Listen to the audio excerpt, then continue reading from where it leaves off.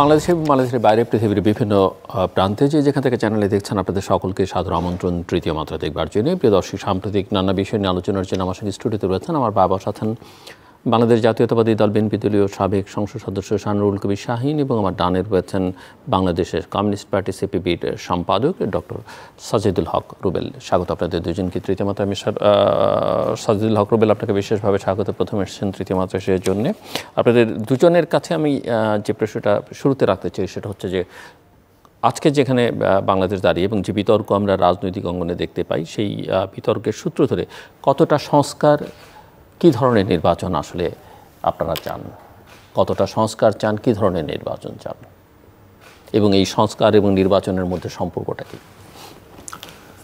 ধন্যবাদ জলিল ভাই, ধন্যবাদ দর্শক শ্রোতাদের। আমার সাজিদুল হক রুবেল ভাইকে অভিনন্দন। উনি আজকে প্রথম আমাদের এই তৃতীয় মাত্রার অনুষ্ঠানে এসেছেন। সংস্কার হচ্ছে একটা চলমান প্রক্রিয়া। এই সংস্কার বাংলাদেশ সৃষ্টি হওয়ার পর থেকে চলে আসছে। এখন আমাদের বিভিন্ন পর্যায় থেকে, বিভিন্ন সমাজ থেকে, বিভিন্নভাবে সমাজের বিভিন্ন পর্যায় থেকে, শিক্ষক থেকে শুরু করে আপনার সব ধরনের পেশাজীবী থেকে শুরু করে সব ধরনের পর্যায় থেকে একটা সংস্কারের সুর এসেছে। এবং যে গত 5ই আগস্টের যে বিজয়ের পর আমাদের যে ছাত্র জনতা এবং সর্বদলীয় যে আন্দোলনের মাধ্যমে যে আমরা নতুন করে যে একটা স্বাধীনতা পেয়েছি, সেখান থেকে এই সংস্কারের বিষয়টা আর বেশি চাউর হয়েছে। প্রথমত ছিল যেটা যে আমাদের যে কোটা সংস্কার, সেখান থেকে এখন আস্তে আস্তে দেশের বিভিন্ন পর্যায়ে, দেশের সব পর্যায়ের একটা সংস্কার প্রয়োজন। কিন্তু সংস্কার শুধু আমরা বলবো, বাস্তবে যায় সংস্কার কিছু পাবো না, সেই সংস্কারের তো কোনো প্রয়োজন নাই। কিন্তু জনগণ যেটা চাচ্ছে এখন, সংস্কার তো হবেই, এবং সংস্কার এখন বাঞ্ছনীয়। জনগণের চাওয়া, দেশবাসীর চাওয়া, সেটা দেশবাসী তাকিয়ে আছে যে আমরা বা আমাদের বর্তমান যে এই সরকার, এই সরকার কী ধরনের সংস্কার করতে চাচ্ছে। তারা ইতিমধ্যেই বিভিন্ন কমিটি করেছেন, কমিটির রিপোর্টও জমা হয়েছে, রিপোর্ট নিয়েও বিভিন্ন পর্যায়ে বিভিন্ন দলের সঙ্গে কথা হয়েছে। এখন যে মিনিমাম যে সংস্কারটুকু প্রয়োজন, সেগুলা সিলেকশন করা প্রয়োজন। সেগুলো আমাদের নির্ধারণ করা উচিত যে কোন সংস্কারগুলো আমাদের এই বর্তমান পরিস্থিতির প্রেক্ষাপটে, যে আজকে যে আমাদের আন্দোলন সংগ্রাম বিভিন্নভাবে আমরা আজকে আমরা জাতীয়তাবাদী দল আছে, সেই 17 বছর যাবৎ আমরা ক্ষমতার বাইরে আমরা আন্দোলন সংগ্রাম করে যাচ্ছি। তার মূল একটা এজেন্ডা হচ্ছে যে আমরা একটা সুষ্ঠু, সুন্দর, অবাধ একটা নির্বাচন চাই, এবং নিরপেক্ষ নির্বাচন। সেই নির্বাচন, যে নির্বাচনে জনগণ যার যার ভোট শেষে দিবে, যেখানে খুশি সেখানে দিবে। কিন্তু বিগত 3-4টা নির্বাচন হয়েছে, সেখানে কিন্তু জনগণ ভোট দিতে পারে নাই। সেটা একটা ব্যাপক ক্ষোভ রয়ে গেছে। তা এখন এটার যে একটা সংস্কার প্রয়োজন, সেটা জরুরি ভিত্তিতে করা উচিত। যেটা ইতিমধ্যেই নির্বাচন কমিশন পুনর্গঠিত হয়েছে। নির্বাচন কমিশন তার কর্ম পুরো উদ্যমে চালিয়ে যাচ্ছে, এবং তারা বলতেছে যে ডিসেম্বরে নির্বাচনের প্রস্তুতি তারা নিচ্ছে, এবং তারা আশা করতেছে যে ভোটার লিস্টটা কমপ্লিট হয়ে গেলে পরেই তারা নির্বাচনের প্রস্তুতি থাকবে। সুতরাং একটা সংস্কার তো হয়ে গেল। আরেকটা যেটা পরবর্তীতে যেগুলো আসতেছে, যে আমাদের অন্যান্য দাবি দাওয়াগুলো, যে বিভিন্ন দলের উপরে সংস্কার, বিভিন্ন আপনার এই যে স্বাস্থ্য বা বিভিন্ন ক্ষেত্রে বিভিন্ন এগুলোতে সংস্কার, সেগুলো তো আসলে চলমান প্রক্রিয়া। সেগুলো আমরা যদি এখন যেটা সর্বদলীয়ভাবে আমরা যদি একটা সিদ্ধান্ত করি যে আমরা এই বিষয়গুলো আমরা করব, আর বর্তমান সরকার সেজন্য তো একটা সংস্কার কমিশন, ঐকমত্য কমিশন গঠিত হয়েছে, এবং তারা ইতিমধ্যে কাজও শুরু করেছে। আপনি কতটা আশাবাদী? তারা কাজ শুরু করেছে, তারা কাজ করবে, কাজ করে তো আমাদেরকে জানাবে। সব কিছুর শেষে তো আমাদের কাছে আসতে হবে। না, এখন তো আলোচনা রাজনৈতিক দলগুলোর সঙ্গে শুরু করেছে। এখন শুরু তো আলোচনা শেষ হয় না, এটা তো একটা সামারি হবে, যেটার একটা শেষ হবে। শেষ হইলে পরে যে এখান থেকে মানে বেছে নেওয়া হবে যে কোনটা প্রায়োরিটিগুলা, যে কোনটা আগে প্রয়োজন, কোনটা পরে প্রয়োজন, কোনটা নির্বাচন আগে প্রয়োজন, কোনটা নির্বাচনের পরে প্রয়োজন, সেভাবে করে আমার মনে হয় যে নির্বাচনটা যত দ্রুত সম্ভব দেওয়া উচিত। কারণ দেশের যে পরিবেশ, এই দেশের পরিবেশ আরও উন্নত করতে হলে একটা সুষ্ঠু, সুন্দর, নিরপেক্ষ, অবাধ একটা নির্বাচন আগে প্রয়োজন। এই নির্বাচনের মাধ্যমেই আমরা যদি ঐক্যমত্য থাকি যে আমরা পরবর্তীতে আমরা এই জিনিসগুলো আমরা করব। কি ধরনের নির্বাচন চান? নির্বাচন নির্দলীয় নিরপেক্ষ নির্বাচন, যেটা জনগণ স্বতঃস্ফূর্তভাবে ভোট দিতে পারে। সেটা তো আমরা তো কী ধরনের নির্বাচন, মানে যে আমরা তো আর ওই যে ফ্যাসিস্ট সরকারের নির্বাচন চাই না, যে রাতের ভোট আপনার রাতের ভোট হয়ে যায়। নির্বাচনের সঙ্গে অনেকগুলো ইস্যু আছে, তো এটা অবাধ, সুষ্ঠু, নিরপেক্ষ, নির্দলীয়, অন্তর্ভুক্তিমূলক, মানে অংশগ্রহণমূলক, অনেক রকমের ইস্যুজ আছে। সে কারণে জিজ্ঞেস করা। সেটা তো আন্তর্জাতিকভাবে বিভিন্ন দেশ ইতিমধ্যেই আন্তর্জাতিক মানদণ্ডের বিষয়গুলো পর্যালোচনা করা, ইতিমধ্যে জাতিসংঘে তার একটা মতামত ব্যাখ্যা দিয়েছেন। তা আমি মনে করি যে ওই যেটা অংশগ্রহণমূলক নির্বাচনটা, সেটা আমার মনে হয় যে বেশি প্রয়োজন। সবার অংশগ্রহণে যদি একটা নির্বাচন হয়, সেই নির্বাচনটা দেশে বিদেশে সকলের কাছে গ্রহণযোগ্য হবে। ডক্টর সাজেদুল হক রুবেল, আপনার মাধ্যমে চ্যানেলের সকল দর্শকদের, আপনাকে এবং সহ আলোচক শাহিন ভাইকে সবাইকে শুভেচ্ছা। আমি সুযোগ পেয়েছিলাম আমার পার্টির প্রতিনিধি হিসেবে জাতীয় যে ঐক্য কমিশন করেছেন আমাদের প্রধান উপদেষ্টা, সেই সভাতে অংশগ্রহণ করবার আর কি। তো সেই সভার যে আলোচনাটা আমি শুনলাম বা সেই সভার যে অভিজ্ঞতাটা আমি অর্জন করলাম, তাতে আমি খুব বেশি আশাবাদী হতে পারিনি আর কি। কেন আমরা একটু বিস্তারিত যদি ভেতরে ছিলেন ইনসাইডার হিসেবে আপনার কাছ থেকে একটু পারলাম না। তার একটা বড় বিষয় হচ্ছে একটি জাতীয় ঐক্য গঠন করার লক্ষ্য হচ্ছে জাতীয় ঐক্য কমিশনের। কোন বিষয়ে জাতীয় ঐক্য গঠন করবে? তারা হচ্ছে যে 6টি সংস্কার কমিশন হয়েছে, 11টা হচ্ছে, 6টা রিপোর্ট দিয়েছে, 6টাকে নিয়ে হচ্ছে 6 জন কমিশনের প্রধানও ছিলেন ওখানে, যেটার চেয়ারম্যান হচ্ছেন আমাদের প্রফেসর ইউনুস এবং আমাদের কো চেয়ারম্যান হচ্ছেন ডক্টর আলী রিয়াজ। কিন্তু এই জায়গায় যেটা দেখা গেল, আমার কাছে যেটা মনে হলো যে শেষ পর্যন্ত আমরা মনে হয় একটা বিরাট সমস্যার প্যান্ডোরার বক্স খুলে ফেলেছি। ঠিক আছে,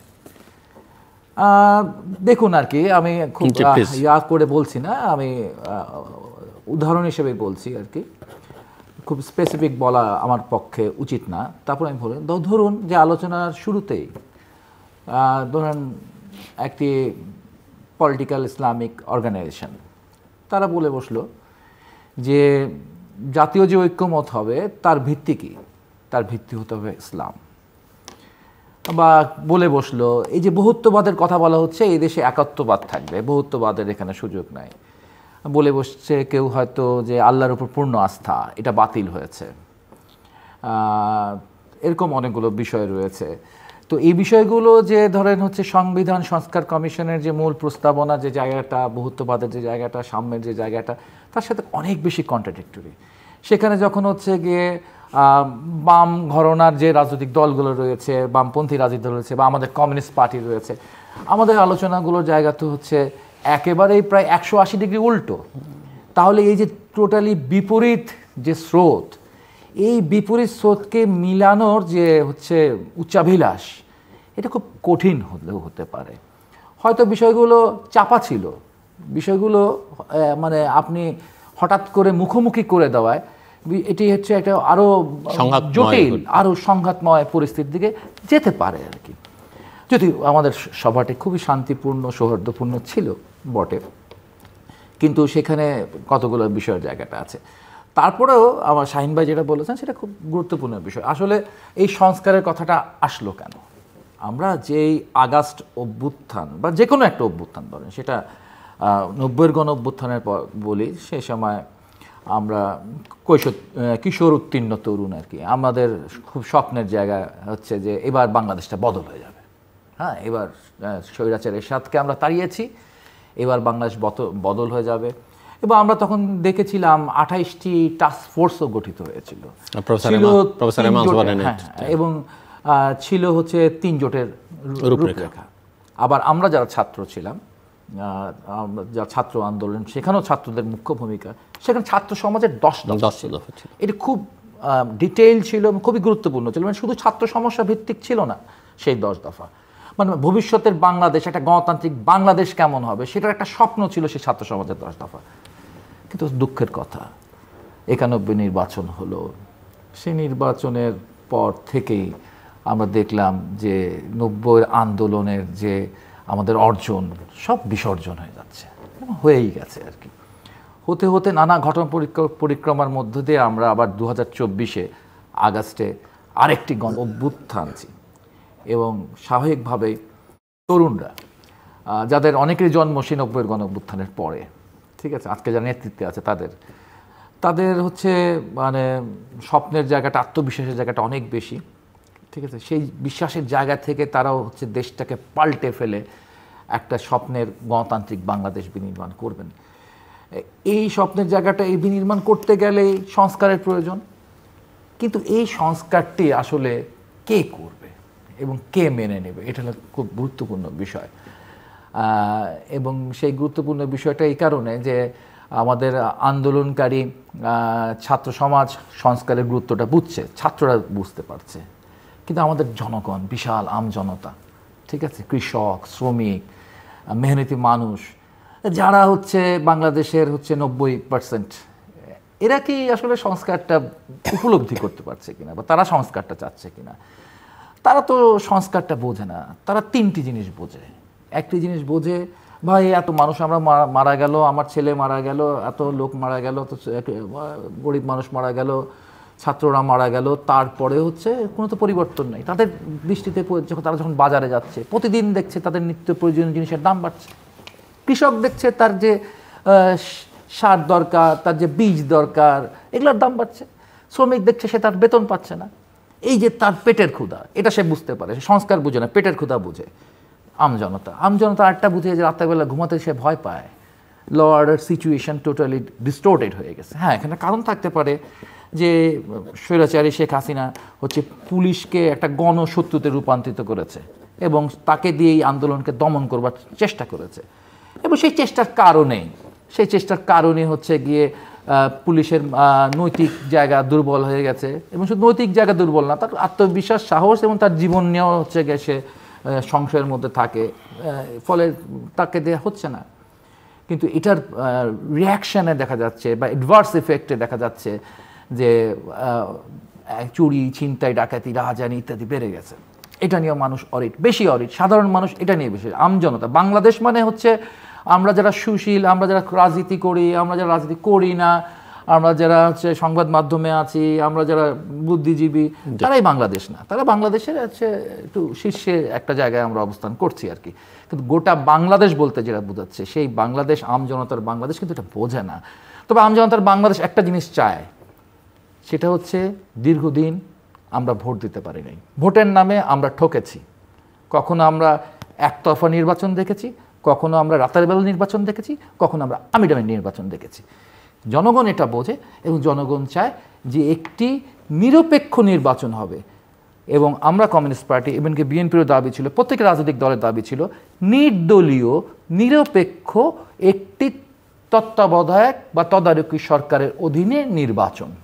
এই দাবিতেই কিন্তু আমরাও যে কমিউনিস্ট পার্টি আন্দোলনে এসেছিলাম, সেই আন্দোলনের আসার একটা অন্যতম কারণ ছিল এটি, ঠিক আছে। এই জায়গাটি জনগণ বোঝে। ফলে এখনকার বিনির্মাণের ক্ষেত্রে, বাংলাদেশ বিনির্মাণের ক্ষেত্রে বা সংস্কারের ক্ষেত্রে হচ্ছে সবচেয়ে বেশি জোর দেওয়া দরকার কিভাবে এমন একটা নির্বাচন পদ্ধতি আমরা তৈরি করতে পারি যেটি স্বচ্ছ হবে, যেটি নিয়ে কারো প্রশ্ন থাকবে। আমি আসছি আবার আপনার কাছে, মিস্টার শাহনুর কবির সাহেব, আপনি শুনছিলেন, আমার মনে হয় ডক্টর রুবেল কথার মধ্যে অনেক উপাদান আছে আলোচনা করার জন্য। রুবেল ভাই সংস্কারের বিষয়টা যেভাবে ব্যাখ্যা দিচ্ছেন, আমি খুব একটা মানে ডিফার করি না। কারণ আসলে আমাদের দেশের মানুষ, যেখানে আমরা এই সুশীল সমাজ বলি আর শীল সমাজই বলি, যারা আমরা, এটা পার্সেন্টেজ যেটা আছে একটা, এটার শতাংশ আর আমাদের সাধারণ মানুষের শতাংশের মধ্যে অনেক অনেক অনেক তফাৎ। সাধারণ মানুষের যেটা রুবেল ভাই বললেন যে তাদের চাহিদা যেটা মূলত তাদের পেট ঠান্ডা রাখা, তাদের পেটে ক্ষুধা রাখা যাবে না বা ক্ষুধা রাখতে চায় না তারা, যেভাবে সুন্দরভাবে একটা সুষ্ঠু সুন্দর পরিবেশে তারা কাজকর্ম করে, তারা তো আর সরকারের দিকে তাকিয়ে থাকে না যে আমাকে সরকার খাওয়াবে, তারা নিজের শ্রম দিয়েই তারা খেটে খেতে চায়। কিন্তু সেই পরিবেশটা আমাদেরকে আরও সুন্দর করে দিতে হবে, যাতে এই যে আজকে যেটা দ্রব্যমূল্যের বিষয়টা, এই সরকার, বর্তমান সরকার তো মানে আমার মনে হয় না সারা প্রতিদিনই প্রত্যেকটা টকশোতে বা খবরে বিভিন্নভাবে দেখা যাচ্ছে যে দ্রব্যমূল্যের একটা নিত্যদিনের দ্রব্যমূল্যের প্রতিদিনই একটা লাগামহীন ঊর্ধ্বগতি। এখন যারা আছেন এই আপনার বিভিন্ন এই যারা বাণিজ্য মন্ত্রণালয়ের দায়িত্বে আছেন বা অন্যান্য মন্ত্রণালয়ের দায়িত্বে আছেন, তাদের যে ডিউটিটা, তাদের আমার মনে হয় সেটা সঠিকভাবে তারা কিছু করতে পারতেছেন না এবং নিয়ন্ত্রণও করতে পারতেছেন না। যেটা আপনি ঢাকার বাজারে আপনি যাবেন, যে একটা সিম্পল একটা মানে সাধারণ খেটে খাওয়া মানুষের জন্য একটা ফুলকপি, একটা বাঁধাকপি, গ্রামে কিন্তু আপনার এই যে আমার এলাকায় আপনার রাতের বেলা আপনি যেদিন আমাদের হাটের দিন থাকে সেদিন আপনার রাতের বেলা দেখা যায় যে 20 টাকা 25 টাকা 3-4টা ফুলকপি পাওয়া যায়, আপনার ওই বাঁধাকপি পাওয়া যায়। কিন্তু এই ফুলকপিটা, এই বাঁধাকপিটা ঢাকা শহরে 30 টাকা 25 টাকার নিচে আপনি কিনতে পারতেছেন না একটা। তো এই যে বিষয়গুলো, এটা আমি খুব সাধারণভাবে বললাম, কিন্তু অন্যান্য যে আরও নিত্য প্রয়োজনীয় জিনিস আছে যেটা আমার সকাল ঘুম থেকে উঠেই লাগে, নাস্তা থেকে শুরু করে রাত খাওয়া পর্যন্ত, সেটা। আরেকটা হলো পরিবেশটা হচ্ছে আজকে দেখা যাচ্ছে যে বিভিন্নভাবে বলা হচ্ছে যে আমাদের গার্মেন্টস বন্ধ হয়ে যাচ্ছে, গার্মেন্টস শ্রমিকরা বেকার হয়ে যাচ্ছে। এগুলা কেন হয়ে যাচ্ছে, কি কারণ কি? যেগুলোর পিছনে আপনার অনেক কারণ আছে, যে ফ্যাসিস্ট সরকার অনেক কিছু এরকমভাবে 15 বছরে এরকম একটা পরিবেশ সৃষ্টি করে গেছে, যারা ব্যবসায়ী ছিল তারা মানে নির্লজ্জভাবে এই সরকার তাদেরকে সুযোগ সুবিধা দিচ্ছে, যেটা জনগণের অধিকার বঞ্চন করে, যেটা জনগণের পাওনার থেকে বঞ্চিত করে তাদেরকে, যে ব্যাংক বলেন, আপনার শিল্প কারখানা বলেন, সব জায়গায় একটা মানে আনডিউ ফ্যাসিলিটিস যেটাকে বলে আর কি, একদম মানে যেটা দেওয়ার কথা না সেটা তারা দিয়ে গেছেন এই ফ্যাসিস্ট সরকার, এবং সিন্ডিকেটের মাধ্যমে সেটা আপনি প্রত্যেকটা ক্ষেত্রে দেখবেন যে একটা সিন্ডিকেট ছিল, এবং তারই আত্মীয় স্বজন এবং খুবই ঘনিষ্ঠ লোক যারা, তারাই এই সিন্ডিকেটগুলা করে আজকে এই দ্রব্যমূল্য থেকে শুরু করে পুরা দেশ নিয়ন্ত্রণ করছে। আপনি বিদ্যুৎ বলেন, গ্যাস বলেন, আপনার এই আমাদের যে কোনো বিষয়গুলো বলেন, সবখানেই তাদের সিন্ডিকেট কাজ করছে, যেটা ইতিমধ্যে এখন বিভিন্নভাবে প্রকাশিত হচ্ছে, আমরা জানতে পারতেছি। কিন্তু আমরা আগেও জানতাম, কিন্তু কথা বলার আমাদের সুযোগ ছিল না, কারণ আমি রাস্তায় মিটিং করতে পারতাম না, মিছিল করতে পারতাম না। আপনার অন্যায়ভাবে আমাদের দেশনেত্রী বেগম খালেদা জিয়াকে আপনার কারাগারে পুরে রাখা হয়েছে, মিথ্যা মামলা দিয়ে, মিথ্যা সাজা দিয়ে তাকে আপনার 5 বছরের সাজা 10 বছর করা হয়েছে, এবং উনি একমাত্র বাংলাদেশের, আমার মনে হয় যে এই যাবৎকালের সারা বিশ্বের মধ্যে সবচেয়ে ত্যাগী নেতা। কারণ ওনাকে যেভাবে অসুস্থ অবস্থায় যেভাবে হ্যারাসমেন্ট করা হয়েছে, হাসপাতালে নিতে দেয় নাই, চিকিৎসা দেওয়া হয় নাই, বিদেশে যাইতে দেয় নাই, তারপরে আপনার তার শারীরিক অবস্থা, তো উনি এই প্রায় 8.5 বছর জেল খাটছেন। এর আগেও তত্ত্বাবধায়কের সময় সেই 7 সালে তখনও জেল খাটছেন। সুতরাং উনি আমার মনে হয় যে এই বর্তমান বিশ্বের অন্যতম একজন ত্যাগী নেতা। তার যে শারীরিক অবস্থা, সেটা এই সরকার আসার পরে কিন্তু আজকে উনি চিকিৎসার জন্য যেতে পারছেন। আমি বলতেছি এই কারণে যে ওনার মতো কিন্তু আরো অনেক আছেন, বিভিন্ন দলের লোকও আছেন। নির্বাচন নিয়ে কথা বলছিলাম, এবং আপনারা কি মনে করেন কিনা যে বর্তমান সরকার একটা নির্দলীয় সরকার হিসেবে শেষ পর্যন্ত নির্বাচনের সময় থাকতে পারবে, বা একটা ভালো নির্বাচন করবার যে সক্ষমতা সেটা তারা দেখাতে পারবে? অন্তত 6 মাসের অভিজ্ঞতা কি বলে? সেটা আপনার আসলে তো নির্বাচন তো করবে নির্বাচন কমিশন। নির্বাচন কমিশনকে পর্যাপ্ত তাকে সাপোর্ট দিতে হবে। সরকারের কাজ হলো সাপোর্ট দেওয়া। কিন্তু এই সরকার যে হযবরল অবস্থা একটা, আমার মনে হচ্ছে যে একটা বিভিন্ন ক্ষেত্রে যে হযবরল অবস্থা সৃষ্টি করেছে, প্রশাসন থেকে শুরু করে আপনার সিভিল বলেন, ব্যুরোক্রেসি বলেন, সব জায়গায় কিন্তু একটা এই তারা ঠিকমতো তাদের নিয়ন্ত্রণ রাখতে পারতেছে না। আজকে যারা অ্যাডভাইজার আছেন তারা কিন্তু নিজেরাই বলতেছে যে আমরা তো এখানে থাকতে চাই না, আর আমরা তো এইগুলা অভ্যস্ত না, আমরা আমাদের ব্যবসা বাণিজ্য বা আমরা যে কাজ করি সেটা নিয়ে আমরা ভালো থাকতে চাই। কিন্তু এটা তো বললে চলবে না। আপনি আসছেন যে দেশের যে একটা এই ক্রান্তিকালে আপনি একটা দেশের পরিস্থিতিটাকে আরো সুন্দর করে একটা সুষ্ঠু অবাধ নির্বাচন করার জন্য এবং নির্দলীয় নিরপেক্ষ। এখন ওনারা যে মাঝে মাঝে ওনাদের অ্যাডভাইজাররা, বর্তমান অ্যাডভাইজাররা বিভিন্ন মন্তব্য করেন, সেটা কিন্তু খুব জনগণে এবং রাজনৈতিক দলগুলোর ভিতরে কিন্তু একটা প্রশ্ন জাগে যে এই সরকার কি আসলেই, আপনি যেটা বললেন, যে একটা সুস্থ অবাধ নির্বাচন করতে পারবে কিনা। কারণ আপনি দেখেন যারা আছেন বিভিন্ন প্রতিনিধি, যেরকম ছাত্র প্রতিনিধিরা আছেন, ওনাদের কেউ কেউ শোনা যাচ্ছে যে ওনারা পদ ছেড়ে দিয়ে ওনারা দল গঠন করতেছেন। প্রথমত পদ ছাড়ার কথা আসে নাই, যখন বিভিন্ন দল থেকে প্রতিবাদ আসলো যে না, সরকারের থেকে কোনো দল করা যাবে না, তো আস্তে আস্তে ওনারা সরে আসছে এখন যে ওনারা পদত্যাগ করে দল করবে। তার মানে সরকারের ইন্ধন বা সরকারের সাথে সম্পৃক্ততা কিছুটা না কিছু না কোনোভাবে থেকে যাবে। আর এই এই এই এই অবস্থার কারণে তখন একটা সফল দলের ভিতরে যে সন্দেহের সৃষ্টি হবে যে আমাদের এই সরকার এই একটা সুষ্ঠু অবাধ নিরপেক্ষ নির্বাচন করতে পারবে না। সো আমি মনে করি যে বর্তমান সরকারের এই জন্যই উচিত যে যত দ্রুত সম্ভব ভোটার লিস্ট সংশোধন করে, এটা আমার মনে হয় যে আগামী সেপ্টেম্বর অগাস্ট থেকে অক্টোবরের ভিতরে নির্বাচন করতে পারেন ওনারা, এবং নির্বাচন যত দ্রুত করবেন ওনাদের জন্য তত মঙ্গল, আমার দেশের জন্য তত। ডক্টর হক, নির্বাচন আমার প্রশ্ন ছিল যে প্রথমত সরকার হিসেবে আপনি কি মনে করেন, কারণ আপনি কিছু কথা বলেছেন ইতিমধ্যে, আইন শৃঙ্খলা, প্রাইস হাইকের কথা, নির্বাচন করবার জন্য যে ধরনের নির্বাচন চাই, যেটা আপনারা দুজনেই বলছেন, সেই নির্বাচন করবার সক্ষমতা, যদিও মিস্টার শাহীন বলছে যে নির্বাচন কমিশনই করে, কিন্তু তার আসলে সরকারের পূর্ণ সহযোগিতা দরকার, সর্বাত্মক সহযোগিতা দরকার, এবং সরকারের ইচ্ছা অনিচ্ছার উপরে অনেক কিছু নির্ভর করে। এবং দ্বিতীয় প্রশ্ন হচ্ছে যে তারা নিরপেক্ষ নির্বাচন করতে পারবে কি না। ঠিক আছে, সামগ্রিক বাস্তবতা এখানে দুটো ক্রাইটেরিয়াতে আমি দেখতে চাই। একটা হচ্ছে সক্ষমতা, যে ইভেন্টটি তিনি প্রপারলি ম্যানেজ করতে পারবেন কিনা, এই গভর্নমেন্ট পারবেন কিনা, এটা একটা।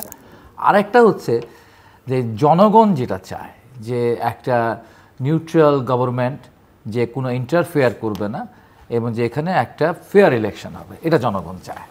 এখন এই জায়গাটা হচ্ছে একটা বিরাট গুরুত্বপূর্ণ পরীক্ষা। এই গুরুত্বপূর্ণ পরীক্ষায় ক্ষেত্রে তারা উত্তীর্ণ হবেন কিনা, বা আমরা কতটুকু আস্থা রাখতে পারছি। আসলে বিগত 6 মাসকে যদি আমরা পর্যালোচনা করি, তাহলে আসলে আমাদের আশার জায়গাটা পূর্ণ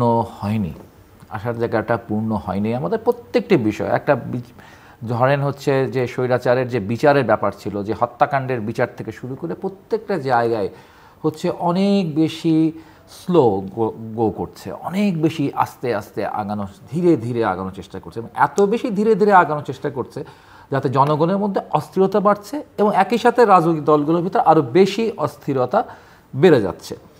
এবং সেই বেড়ে যাওয়াটার থেকে আমরা হচ্ছে খুবই শঙ্কিত। কারণ আমার যখন হচ্ছে উনি বলেন যে আমি তো এই কাজের লোক না, আমরা তো এটা করতে চাই না, তো যারা এই কাজের লোক না, যারা এটা করতে চায় না, ঠিক আছে, তারাই কিন্তু চূড়ান্ত নির্দেশক, ইলেকশন কমিশন বলেন বা যা বলেন, সব কিছুর পিছনে। আরেকটা ঘটনা যেটা ঘটে আর কি, কতগুলো জায়গায় আমি বলবো যে হ্যাঁ, আমাদের হচ্ছে প্রধান উপদেষ্টা খুবই সৎ মানুষ, কিন্তু সততার সাথে তার কিছু দায় আছে। তিনি যদি তার চোখের সামনে দেখেন যে বিচার বিভাগ বা হচ্ছে প্রশাসনে একটা চরম দলীয়করণ চলছে। ব্যাপারটা হচ্ছে এরকম যে একসময় এটা আওয়ামীকরণ ছিল, আওয়ামীকরণের বদলে ধরেন এটা জামাতিকরণ হয়ে যাচ্ছে। এই যে একটা ট্রান্সফার হচ্ছে, ঠিক আছে, এটা কি আমাদের কাম্য ছিল কিনা? এবং এই ঘটনাটার ক্ষেত্রে ওনার কোনো ভূমিকা নেই, উনি হচ্ছে কোনো এই ব্যাপারে হচ্ছে উনি নিজস্ব কোনো উদ্যোগ নেন নাই যে এই ঘটনা ঘটুক। কিন্তু একই সাথে তিনি যেটা করেন নাই সেটা হচ্ছে গুরুত্বপূর্ণ, তিনি এটাকে থামাবার চেষ্টা করেন নাই। এমনকি তিনি এই বিষয়গুলোকে অ্যাড্রেসও করছেন না, তিনি এই বিষয়গুলোকে অ্যাড্রেসও করেননি। আমরা শুনতে পারি না যে বিগত 6 মাসে তিনি অ্যাড্রেস করছেন যে হচ্ছে যে অনেক কিছুই দখলদারিত্ব চলছে, হ্যাঁ, এখানে শুধু হচ্ছে চাঁদার জায়গা দখল হচ্ছে না, অনেক হচ্ছে পদ দখল হচ্ছে, অনেক কিছু হচ্ছে দখলদারিত্ব চলছে, এবং দখলদারিত্বের মধ্যে আমরা একটা আওয়ামী স্বৈরতন্ত্র থেকে আমরা আরেকটা নতুন ধরনের স্বৈরতন্ত্রের দিকে যাচ্ছি। সেটা বলে নির্বাচনের ক্ষেত্রে, বলে যে সংস্কার না হয়ে নির্বাচন হলে এক স্বৈরাচারের কবল থেকে আরেক স্বৈরাচারের 90 স্বৈরাচারের কবল পড়বো, এক ফ্যাসিস্টের কবল থেকে 90 ফ্যাসিস্টের কবলে পড়বো, এই ধরনের কথাগুলো বলা হয়। আমরা যখন আর্লি ইলেকশনের কথা বলি তখন এই কথাগুলো বলা হয়। কিন্তু এই মুহূর্তে নির্বাচন দরকার নেই। এই মুহূর্তে আসলে দেশে যে শাসন চলছে আর কি, সেটার ক্ষেত্রে কি শুধুমাত্র ডক্টর ইউনূসের শাসন ব্যবস্থা শাসন চলছে, বাকি বলতে পারবো দেশ আইনের শাসনে ফিরে গেছে? দেশকে এখন এই মুহূর্তে কি আইনের শাসনে দেশ ফিরে গেছে? হ্যাঁ, দেশ আইনের শাসনে এখনও ফিরেনি, ফিরবার কোনো লক্ষণও আমরা এখন পর্যন্ত দেখিনি আর কি। এখন হচ্ছে সমস্ত বিষয়টির সংস্কার হওয়ার পর একদিন দেশ আইনের শাসনে ফিরবে। তো আপনি একাই ক্রিয়া করে যাবেন, প্রতিক্রিয়াগুলো কি তৈরি হবে না?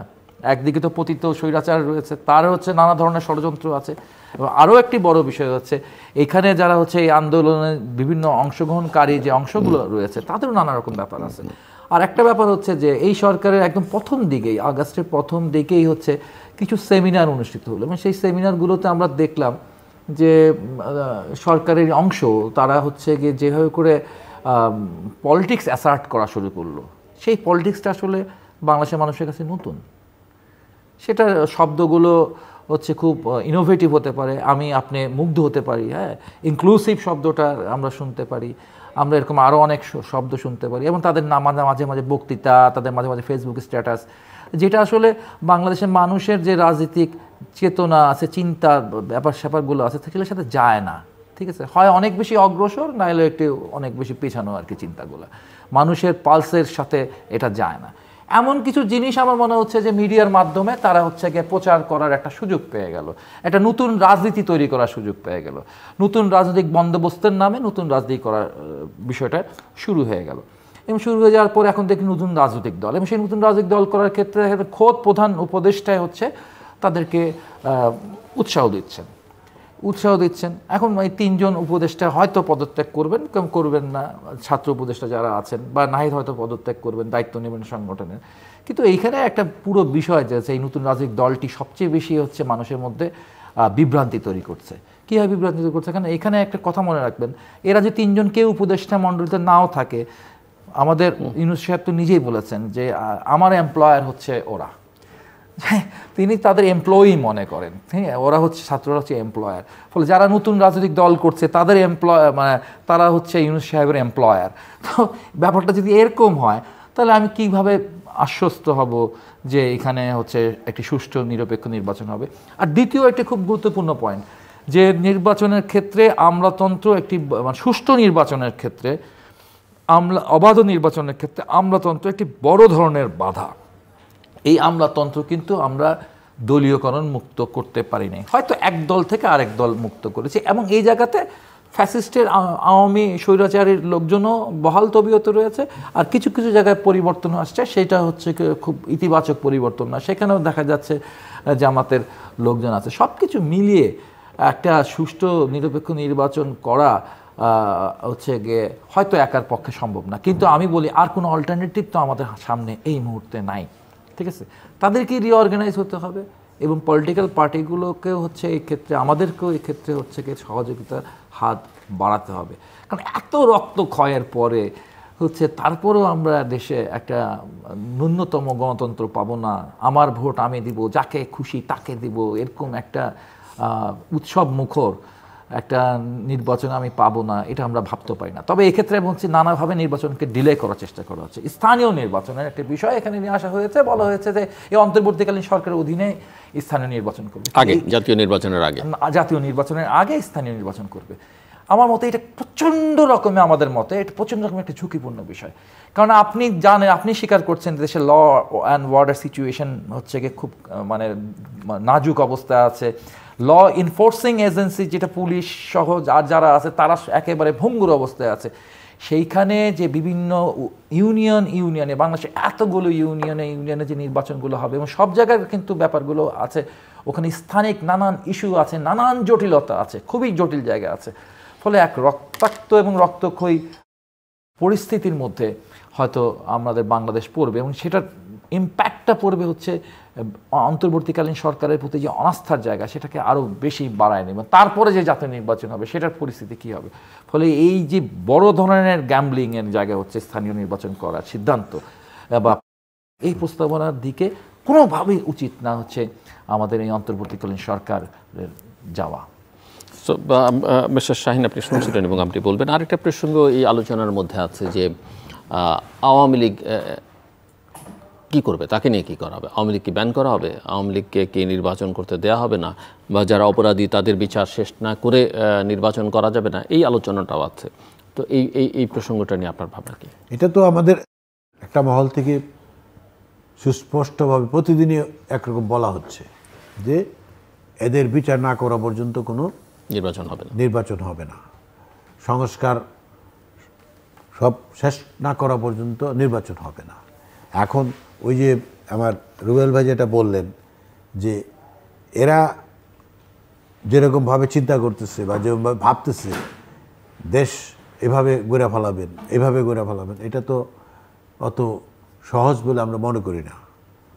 কারণ আমরা তো দীর্ঘদিন যাবৎ রাজনীতি করতেছি, রাজনীতির সাথে জড়িত, সাধারণ জনগণের সাথে জড়িত, তাদের পালস আমরা জানি, বুঝি। তো সেখানে আপনার বলবেন যে এই করতে হবে, সেই করতে হবে, তো কীভাবে করবেন?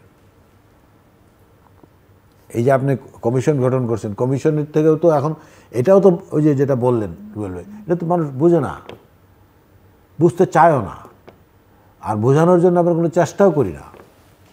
এখন আপনি এই জিনিসগুলো রাজনৈতিক দলরা যদি এই সমস্তর সাথে যারা মূল স্টেক হোল্ডার তাদেরকে যদি আপনি সরাসরি সম্পৃক্ত না করেন, এখানে যদি সব কিছুর মধ্যে একটা দুরভিসন্ধি মনে হয় যে এর ভিতরে কিছু একটা দুরভিসন্ধি আছে, তাহলে তো আমি ফ্রিলি কাজ করতে পারবো না, রাজনীতিবিদরাও ফ্রিলি কাজ করতে পারবে না।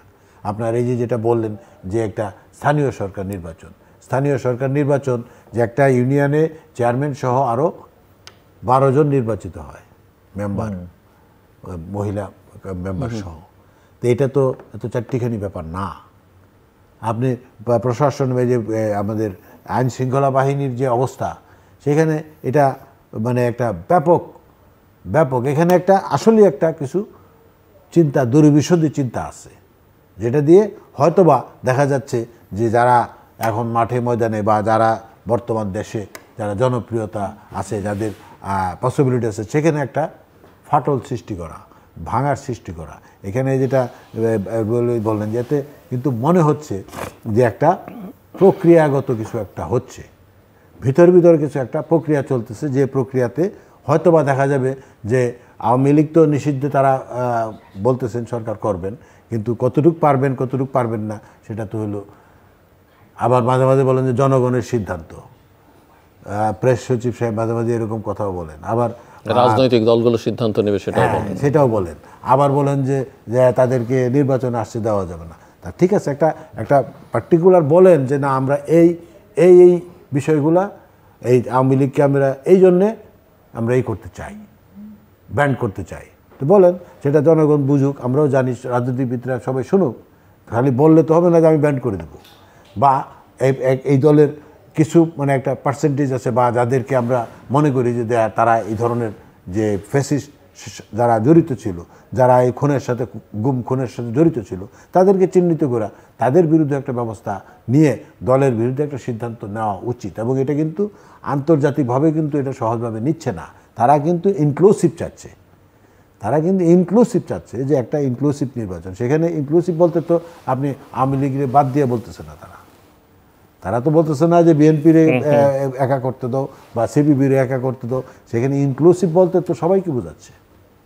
সেই ক্ষেত্রে আপনার যে বিষয়টা এখানে কিন্তু একটা এই সরকার কিন্তু একটা হযবরল অবস্থা আরেকটা সৃষ্টি করতেছে, যেটার মাধ্যমে হয়তো বা দেখা যাবে যে অদূর ভবিষ্যতে হয়তো এই আবার দেখা যাবে ছাত্র জনতারাও মাঠে নামতে পারে, দলরাও মাঠে নামতে পারে, যে বিভিন্ন দলও মাঠে নামতে পারে। কারণ তাদের এই যে হঠকারী সিদ্ধান্ত তো আমরা মেনে নিতে পারি না বা মানব না।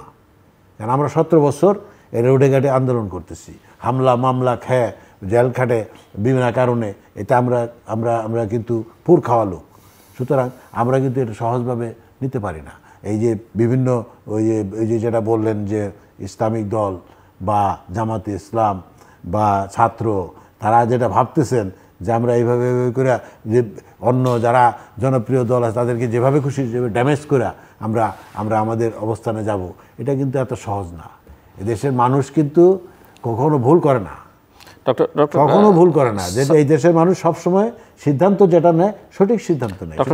এই সমস্ত দিয়ে কিন্তু আপনি এই সরকার কিন্তু এই ধরনের চিন্তা থাকলে যত তাড়াতাড়ি সম্ভব আমি মনে করি এখান থেকে সরে আসা, জনগণের সরকার কিভাবে গঠিত হবে, কিভাবে আমরা একটা জনগণ দ্বারা নির্বাচিত সরকারকে আমরা বসাইতে পারবো, সেই চিন্তাটাই আসে। ডক্টর সাজেদুল হক, আপনি এই প্রসঙ্গটাতে আপনার মতামত আমি শুনতে চাই। একই সঙ্গে ওই যে আপনি যখন বলছিলেন যে আপনারা যখন কনসেনসাস কমিশনের প্রথম মিটিংয়ে গিয়েছিলেন, রাজনৈতিক দলগুলোর কিছু বক্তব্যের কথা আপনি উল্লেখ করছিলেন, কিন্তু সরকারের দিক থেকে বা কমিশনে যারা আছেন তাদের দিক থেকে কি ধারণা পেলেন সেটাও আমি একটু শুনতে চাই। তখন শোনা হয়নি, মানে তাদের বক্তব্য, তাদের বডি ল্যাঙ্গুয়েজ সব মিলিয়ে।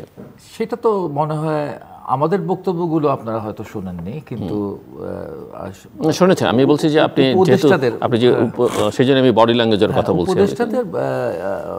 উপদেষ্টা তো সবাই বক্তব্য রাখেন, প্রধান উপদেষ্টা এখন বক্তব্য রেখেছিলেন এবং কমিশনের চেয়ারম্যান হিসেবে চেয়ারম্যান ডক্টর আলী রিয়াজ বক্তব্য রেখেছেন। কিন্তু সমস্যাটা হচ্ছে সামেশন, মানে এটা কনক্লুশন আপনি কিভাবে নিয়ে আসবেন, সেটা হচ্ছে গুরুত্বপূর্ণ বিষয়। যেমন এখানে প্রধান উপদেষ্টা একটা কথা বলেছেন যে সবাইকে নিয়ে বসার সমস্যা, একটা কাজ করব, একটা ওয়েবসাইট করে দেবো।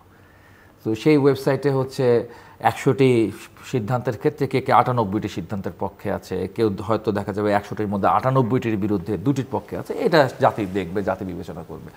এটা কিন্তু একটা ভেগ ব্যাপার। অর্থাৎ এটাকে সুন্দরভাবে গুছায়ও নিয়ে আসার প্রয়োজন। যদিও উনি বারবার বলছে যে ইটস জাস্ট স্টার্ট আপ, এটা একটা শুরু, এটা শুরু। কিন্তু শুরুতেই তো বোঝা যায় যে পরবর্তীগুলো কেমন যাবে। শুরুর বিষয়টা গোছালো হলে পরেরটা হলো গোছালো যায়, মানে সকালটা বলে দেয় সারাদিনটা কেমন যাবে। তবে আমাদের এই সকালটা খুব একটা মানে কনফিডেন্স দেয়নি, আমি যেটা মনে করি। বডি ল্যাঙ্গুয়েজ ধরতে চাই না আর কি, তবে সব কিছু মিলিয়ে এটা কনফিডেন্স দিচ্ছে না।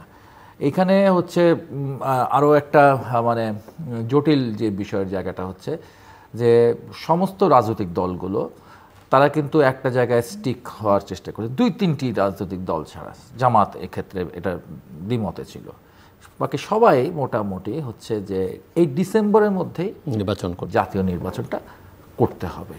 এই জায়গাটা হচ্ছে কারো কোনো নেই। এর সাথে কারো অ্যাডিশন আছে যে ডিসেম্বরের আগে প্রয়োজনে স্থানীয় নির্বাচন করা যায়। স্থানীয় নির্বাচনের বিপক্ষেও অধিকাংশ রাজনৈতিক দলও আবার স্থানীয় নির্বাচনের ক্ষেত্রে আমি যেটা বললাম সেরকমই বলেছে আর কি। এটা একটা খুব ঝুঁকিপূর্ণ একটা বিষয় হয়ে দাঁড়াবে আর কি।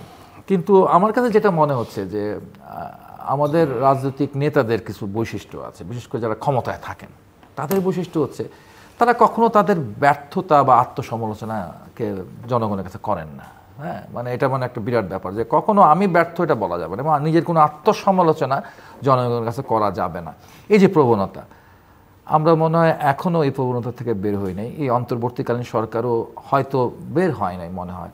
এবং আরেকটা ব্যাপার আছে যে একটা ব্লেম গেম, যে আমি পারছি না, এটা খুব গুরুত্বপূর্ণ বিষয় না, আমি পারছি না ওর কারণে পারছি না, ও অমুক আমলে হচ্ছে সমস্যা তৈরি করে রেখেছিল, তমুকের ব্যাপার আছে। একটা তো সত্য ঘটনা যে বিগত 15 বছরের চারিদিকে সব কিছু পচে গলে গেছে। এবং সব নট অনলি 15 বছর, এটা দীর্ঘদিন ধরে হচ্ছে গিয়ে যে পরিস্থিতির মধ্য দিয়ে বাংলাদেশ যাচ্ছে, তো আমরা কিছু সেরকম কিছু বিনির্মাণ করতে পারি না, তৈরি করতে পারিনি আশাব্যঞ্জক। তো সেটাকে বারবার অ্যাসার্ট করে আসলে আমার ব্যর্থতাকে আমি এড়াইতে পারি না, ঠিক আছে? আমার ব্যর্থতা দেখতে হবে। আমি আমার 6 মাসের কাজকে হচ্ছে শুধুমাত্র পজিটিভ জিনিসগুলোকে আমি দেখব, আর আমি এটার হচ্ছে গিয়ে যে অসঙ্গতিগুলো ছিল, যেসব জায়গাগুলোতে হচ্ছে সমস্যা ছিল, সেসব জায়গাগুলোকে আমি দেখব না। তাহলে তো হচ্ছে গিয়ে আমি আসল সংকটটাকে মোচন করতে পারবো না, আমি ভেতর থেকেই হচ্ছে গিয়ে পকায় খাওয়া হয়ে যাব আর কি। তো ব্যাপারটা থেকে আমার মনে হচ্ছে যে আমরা সেই জায়গাতে খুব বেশি বের হতে পারি নাই। আর আরেকটা ব্যাপার হচ্ছে যে এই যে প্রসঙ্গটা ছিলেন আর কি, আওয়ামী লীগ প্রসঙ্গে, এটাও কিন্তু আলোচিত হয়েছে আর কি।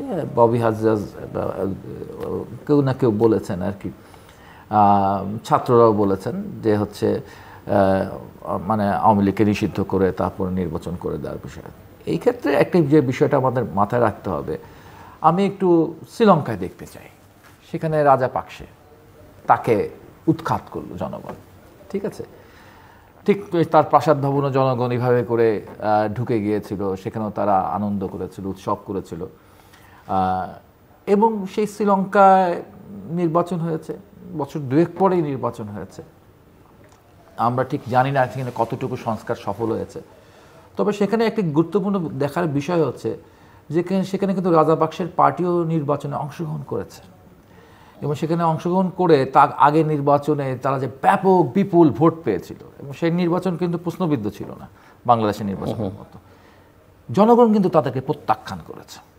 অর্থাৎ জনগণের আদালতে, জনগণের মাধ্যমে, ঠিক আছে, এই স্বৈরতান্ত্রিক শক্তিকে উৎখাত করতে হবে জনগণের ব্যালটের মাধ্যমে, জনগণের ভোটের মাধ্যমে। আমার জারি করার কোনো ডিক্রির মাধ্যমে যদি আমরা আমাদের জারি করার ডিক্রির মাধ্যমে করি, তাহলে কিন্তু ভবিষ্যতে অন্য বিষয় তৈরি হবে। ইতিমধ্যেই অনেক ধরনের হঠকারিতা কাজের মধ্য দিয়ে এক ধরনের সিম্প্যাথি দেশের ভেতরে এবং আন্তর্জাতিক ক্ষেত্রে করা হচ্ছে। এটা শুধুমাত্র আমাদের এই ভারতের মিডিয়ার কথা বলবো, আন্তর্জাতিক নানা মিডিয়ার কাছে কিন্তু বাংলাদেশ হেনস্থা হচ্ছে, এবং এই আন্দোলনকেও কিন্তু প্রশ্নবিদ্ধ করা হচ্ছে।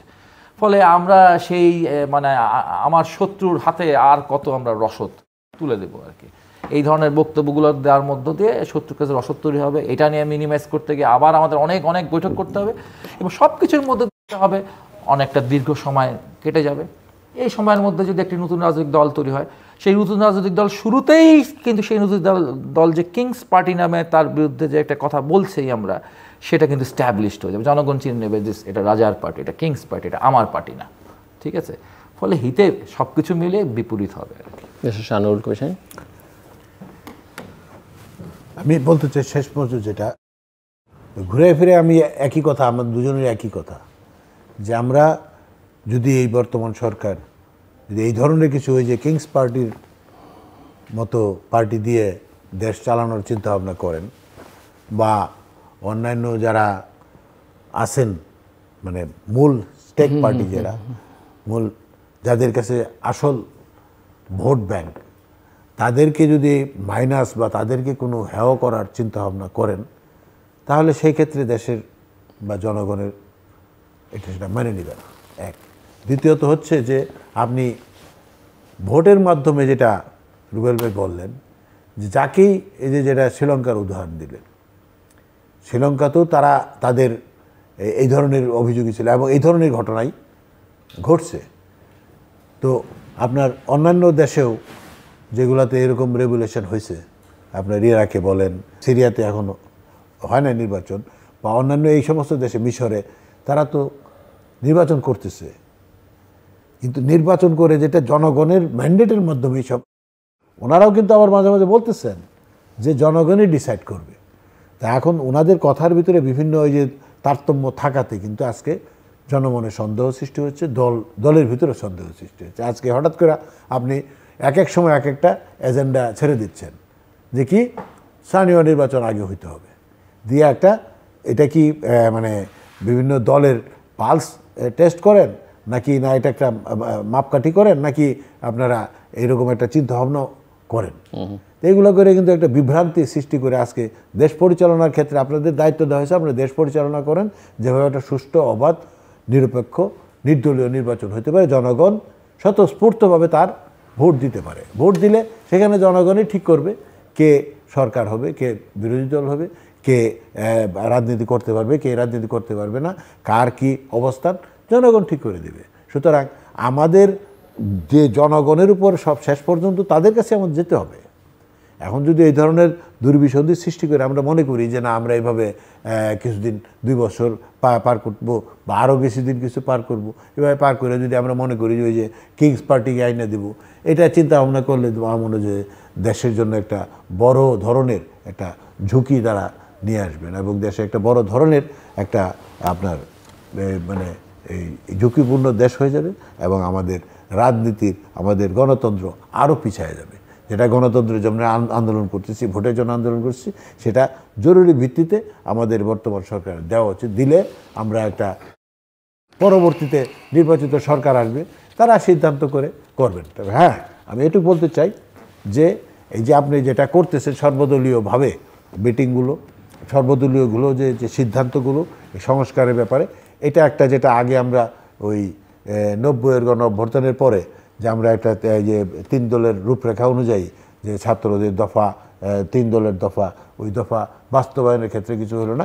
এই বিষয়টা আপনার নিশ্চিত করতে হবে যে আমরা মিনিমামে সংস্কার করব এবং এটা আমরা দেখতে চাই এবং এটা করতে চাই। সেই কমিটমেন্টগুলো আমাদের দিতে হবে এবং সেই কমিটমেন্ট কিন্তু আমরা বর্তমান সরকার যেটা চাচ্ছে বা ছাত্ররা যেটা চাচ্ছে বা জনগণ যেটা চাচ্ছে, আমরা কিন্তু ইতিমধ্যে আরও আপনার বছর 1.5 আগে আমাদের কিন্তু 31 দফা দেওয়া হয়েছে। 31 দফার মাধ্যমে আমরা কিন্তু দেশ পুনর্গঠনের মানে কিভাবে আমরা কি করতে চাই, কিভাবে আমরা আমাদের এই দেশের মানুষকে কিভাবে কি করতে চাই, আমাদের 31 দফার মধ্যে সব আছে। আমরা এই বর্তমান সরকার যেটা চাচ্ছে যে সংস্কারের মাধ্যমে সব কিছু করে, আমাদের এই 31 দফার মধ্যে আপনার সব কিছু আছে আমাদের দলের। সুতরাং 31 দফা বাস্তবায়ন আমরা আগে থেকে চাচ্ছি, এখনও চাই, ভবিষ্যতে যাবে। এই কমিটমেন্টটা দিয়েই কিন্তু আমরা জনগণের কাছে যেতে চাই এবং এই কমিটমেন্ট যদি আমরা ফুলফিল করতে না পারি তাহলে জনগণ পরবর্তী আবার সিদ্ধান্ত নেবে। তবে এটার মধ্যে স্টিক থাকতে হবে, সব দলের স্টিক থাকতে হবে এবং এটা যে ওই যে আমাদের 3 দলের রূপরেখা ওই রকম না করে যেটা এভাবে আর কীভাবে এটা শক্ত করা যায়, কীভাবে এটা আরও বাস্তবায়ন করার জন্য আমরা সবাই মিলে কীভাবে কাজ করতে পারি, সেরকমের একটা সিদ্ধান্ত নেওয়া হচ্ছে। জি, doctor Sajidul Haque Rubel, closing remarks please. সেটা হচ্ছে নির্বাচন অবাধ হোক, সুষ্ঠু হোক, অংশগ্রহণমূলক হোক। এবং এখানে আরেকটা কথা বলি, অংশগ্রহণ শুধু মানে রাজনৈতিক দলগুলোর অংশগ্রহণ সেটা নিশ্চিত করলে হবে না। আমরা একটা কথা একটু জোর দিয়ে বলতে চাই আজকে আপনাদের মাধ্যমে, রাজনীতিবিদদের হাতে নেই। রাজনীতি কালো টাকার মালিকদের কাছে, ব্যবসায়ীদের কাছে, অবসরপ্রাপ্ত সামরিক বেসামরিক আমলাদের কাছে চলে গেছে এবং যেই কারণেই ফ্যাসিবাদ তৈরি হয়। রাজনীতিতে সৎ মানুষকে আনার সুযোগ করে দেওয়া দরকার, তেমন একটা সংস্কার করা দরকার যেখানে একজন ধরুন যে একজন স্কুল শিক্ষক, সৎ স্কুল শিক্ষক, একজন হচ্ছে সৎ মানুষ, খুব অল্প টাকা সীমিত আয়ের মধ্যবিত্ত মানুষ, এমনকি সে কৃষক হতে পারে, সে যেন নির্বাচনে অংশগ্রহণ করতে পারে, সে যেন টাকার খেলার কাছে হেরে যায় না। ফলে এইটি একটি খুব গুরুত্বপূর্ণ প্রশ্ন। আপাতত ঝগড়াঝাটি হচ্ছে হলো নিরপেক্ষতার ব্যাপারটা হচ্ছে, আমরা মনে করি যে আমরা আগেও বলতাম যে যখন আওয়ামী লীগ ক্ষমতা ছিল যে আওয়ামী লীগ আর বিএনপির মধ্যে হচ্ছে মানে একটা হ্যান্ডশেক করে দিয়ে বা রাজনৈতিক 3-4টা দলের মধ্যে মোটামুটি সন্ধি করে দিয়ে একটা নির্বাচন করলেই হলো না। সেই নির্বাচনে যে একটা শ্রেণীর প্রশ্ন আছে, যারা পিছিয়ে পড়া শ্রেণী রয়েছে কিংবা যাদের টাকা কম, তারা অসৎ না, ঠিক আছে, যাদের টাকা আছে, ট্যাক্স ফাঁকির লোক আছে, নানা রকম ব্যাপার আছে, অনেক সৎ ব্যবসায়ী অবশ্যই আছেন বাংলাদেশে, আমি বিশ্বাস করি। তারপরেও এই অসাধু মানুষদেরকে হচ্ছে গিয়ে আমরা নমিনেশন দিব, কারণ তারা টাকা খরচ করতে পারবে, লক্ষ লক্ষ টাকা খরচ করতে পারবে। সেই জায়গাগুলোতে আমার মনে হয় এই অর্থনীতির, রাজনীতির একটা অর্থনীতি আছে, এই জায়গাটা হচ্ছে গিয়ে মনে হয় অ্যাসার্ট করতে হবে, ঠিক আছে, যাতে বাংলাদেশের মেহনতি মানুষ নির্বাচনী যুদ্ধে লড়তে পারে এবং তাহলেই বাংলাদেশের পরিবর্তন হবে। মাথায় রাখতে হবে, কোনো নয়া রাজনৈতিক বন্দোবস্ত অর্থনৈতিক বন্দোবস্তের পরিবর্তন ছাড়া সম্ভব না, কারণ রাজনীতি হলো অর্থনীতির ঘনীভূত রূপ। ফলে অর্থনীতির ব্যাপারটাকে আমরা ভুলে গিয়ে এই রাজনীতির কথাটা ভাবলে হবে না। সেটা আমি বলতেছিলাম, যেটা আপনি যেটা বললেন যে আমাদের দেশে এই ফ্যাসিস্ট সরকার যে শত শত হাজার হাজার দুর্নীতিবাজ তৈরি করছেন তাদের স্বার্থে এবং দুর্নীতিবাজরা যারা কালো টাকার মালিক হয় তারা এই সুযোগগুলা নিছে। কিন্তু এইটার পিছনে ছিল এই ফ্যাসিস্ট, এবং এরাই কিন্তু এই কাজগুলোকে প্রশ্রয় দিছে, আশ্রয় দিছে, এবং এই ধরনের অনেক কালো টাকার মালিকরা আজকে কিন্তু আবারও কিন্তু এই রাজনীতি নিয়ন্ত্রণ করার জন্য চেষ্টা করতেছে। এবং তার পিছনে কিন্তু আমি আমার দলের কথা আমি বলবো যে আমার দল একদম মানে ধোয়া তুলসী পাতা সেটা বলবো না। আমার দলের ভিতরেও এরকম যারা আছেন, যারা এই ধরনের ক্রাইটেরিয়ার মধ্যে পড়েন, এবং এটা একটা ক্রাইটেরিয়া করা উচিত। যেটা বললেন আপনি যে আমাদের টাকার খেলাটা বন্ধ করতে হলে আমরা সব দল মিলে এই ধরনের একটা প্রক্রিয়া করতে হবে যে কারা এই ধরনের সাথে জড়িত, সেটা কিন্তু আমরা চেষ্টা করলেই পারবো, খোঁজ নিলেই পারবো, বা দেখতে ব্যবস্থা নেওয়া যাবে। সেখানে আমি যদি মনে করি আমার দল যে আমরা এই ধরনের কোনো লোককে আমরা আশ্রয় প্রশ্রয় দিব না, মনোনয়ন দিব না, আপনি যদি মনে করেন যে আপনার দল থেকে এরকম দিবেন না, তো সব দল মিলে যদি এটা একটা কমিটমেন্ট করা হয়, আমার মনে হয় যে এই দুর্নীতিবাজরা কিন্তু যে আজকে যে রাজনীতির মাঠকে যেন নষ্ট করছে, সেই নষ্ট যাতে করতে না পারে, সেটার জন্য একটা কঠিনভাবে সিদ্ধান্ত নিতে হবে, যাতে এই ধরনের লোকদেরকে চিহ্নিত করে তাদেরকে রাজনীতির মাঠ থেকে দূরে রাখা, এবং তারা যদি দুর্নীতিবাজ হয় তাদের দুর্নীতির বিরুদ্ধে কঠোর ব্যবস্থা নেওয়া। এটা কিন্তু একটা বড় চ্যালেঞ্জ এই সরকার এবং ভবিষ্যৎ সরকারের জন্য। দর্শক, অনুষ্ঠান শেষ প্রান্ত আমরা সামাজিক যোগাযোগ মাধ্যম ফেসবুক, এক্স এবং ইউটিউবে তৃতীয় মাত্রা লাইভ স্ট্রিম হচ্ছে, আপনারা দেখতে পারেন। টেলিভিশনের পর্দায় দেখতে না পারলে যে কোনো সময় যে কোনো স্থান থেকে ইউটিউবে তৃতীয় মাত্রা চ্যানেলটি সাবস্ক্রাইব করে এই পর্ব বা পুরনো পর্বগুলো আপনারা দেখতে পারেন। ডক্টর সাজিদুল হক রুবেল এবং মিস্টার শানুল কবির শাহীন, অসংখ্য ধন্যবাদ আলোচনা শোনাবার জন্য। দর্শক, আমার দু অতিথি বা রাজনৈতিক অর্থনৈতিক পরিস্থিতি চলছে এটা বিশ্লেষণ করেছেন, সরকারের ভূমিকা, তার নিরপেক্ষতার প্রশ্ন আলোচনা করেছেন, অর্থনৈতিক হালচাল আলোচনা করেছেন, সাধারণ মানুষ কী চায়, সাধারণ মানুষ কেমন আছে সেটাও ব্যাখ্যা করেছেন, এবং রাজনৈতিক বন্দোবস্তের আলোচনা আমরা অনেক দিন ধরে শুনছি। অর্থনীতি কোথায় গিয়ে ঠেকেছে এবং অর্থনৈতিক বন্দোবস্ত ছাড়া যে রাজনৈতিক বন্দোবস্ত হবে না সেটা ডক্টর সাজিদুল হক রুবেল অত্যন্ত স্পষ্ট করে বলেছেন। একই সঙ্গে মিস্টার শানুল কবির শাহীন এবং ডক্টর সাজিদুল হক রুবেল এই জায়গায় একমত যে বাংলাদেশে যে অবস্থায় এসে দাঁড়িয়েছে সেখানে এটি অবাধ, সুষ্ঠু, গ্রহণযোগ্য, অংশগ্রহণমূলক এবং আন্তর্জাতিক মানদণ্ডের নির্বাচন ছাড়া কোনো বিকল্প নেই। সেটাই সরকার করতে পারবে কিনা ইতিমধ্যেই তারা নিজেদেরকে প্রশ্নবিদ্ধ করে ফেলেছে। করতে পারলে ভালো হতো, এবং করতে যদি এখনও পারেন, এখনও সবার যেহেতু আস্তে আস্তে কেউ তাদের পদত্যাগ দাবি করেননি বা তাদেরকে সরে যেতে বলেননি, তারা চেষ্টা করতে পারেন, এবং আন্তরিকতার সঙ্গে নিষ্ঠার সঙ্গে চেষ্টা করলে অনেক কাজই করা সম্ভব। যদি তারা না পারেন তাহলে হয়তো বিকল্প ব্যবস্থা থেকে বাংলাদেশকে এগোতে হবে।